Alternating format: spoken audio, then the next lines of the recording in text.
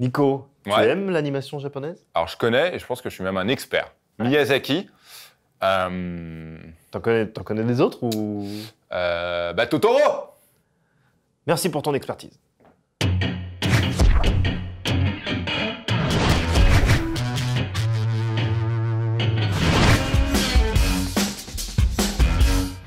Le grand public ignore son nom et pourtant, si un cancer du pancréas ne l'avait emporté en 2010, à tout juste 46 ans, Satoshi Kon serait sans aucun doute aujourd'hui une grande star de l'animation japonaise. Il a été formé par le grand Katsuhiro Otomo, le papa de Akira. Il est l'auteur d'un manga culte, Seraphim, et en 97, il fait ses débuts en tant que réalisateur de films d'animation avec Perfect Blue.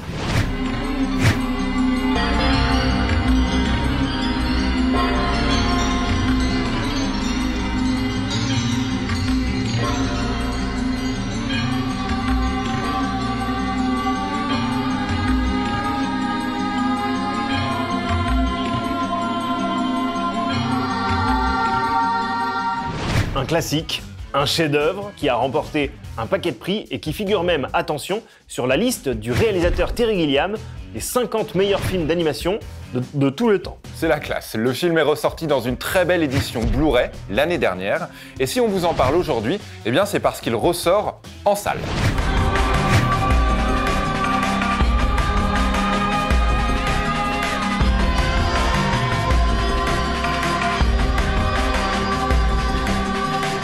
Perfect Blue raconte l'histoire de Mima, une jeune idole pop, qui décide de réorienter sa carrière vers le cinéma. T'avais essayé ça? Oui, c'est vrai. Une poignée de fans sont indignés par cette décision et commencent à lui poser de sérieux problèmes, on peut le dire comme ça.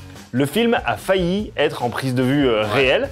Il est devenu un film d'animation qu'après le retrait de plusieurs de ses investisseurs.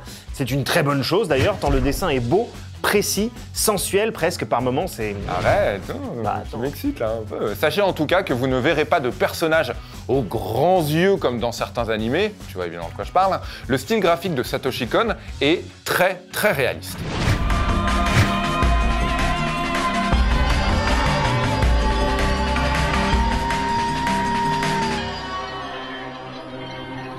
Pour la petite anecdote, t'aimes bien ça. Ouais. C'est Darren Aronofsky Oui. qui possède les droits américains du film. Il les a achetés pour 59 000 $ afin de pouvoir utiliser une scène dans Requiem for a Dream.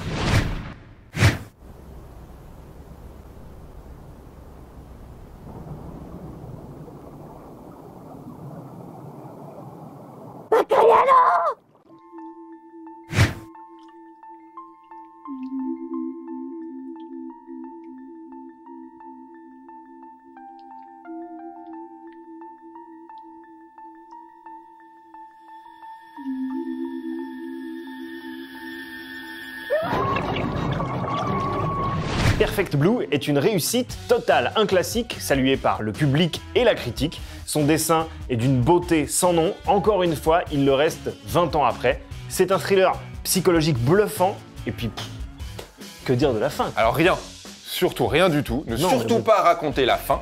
En tout cas, on vous le dit, Satoshi Kon est grand, Perfect Blue aussi, alors allez le voir en salle.